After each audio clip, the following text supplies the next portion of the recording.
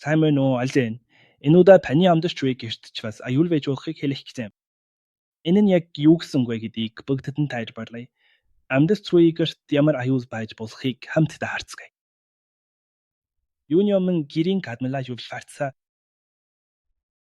Дээвэр ханаа цонх гэж мэд охин төвний аюух гэж хэлсэн шүү дээ.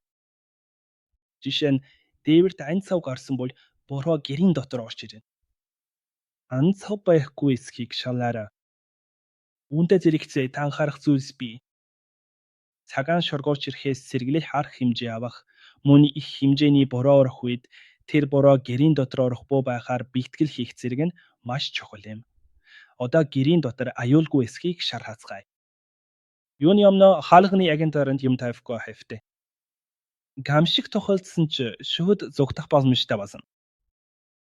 Дараа нь гэрийнхээ цонхны шилэнд тусгай хайснаа. Энэ хальс нь газар хөдлөл зэрэгт шил хагарсан ч өрөөнд орж ирэхээс сэргийлнэ. Эцэст нь өндөр тавилгын дээр юм тавихгүй байх хэрэгтэй. Газар хөдлөлт болох үед дээрээс юм унжирах аюултай. Мөн өндөр тавилга амархан унахтул тогтоож бэхлэхийг зөвлөж байна. Хэрвээ тогтоож чадахгүй бол хүний дээр унахгүй газарт байрлуулж тавиарай. Ямар нэгэн зүйл сохивлсан үед шууд зүгт чадахын тулд өдөр тутам өөрийгөө цэвэрлэж агарыг. Эцэст нь тусламжийн хөтөлбөрүүдийг танилцуулъя. Голчсон гөрөн голч байна. Тавилга цагаан хэрэгсэл унахгүй байх зориулсан тус байж. Гэрэн газар хөдлөлтөд тэсвэртэй болох тусамж.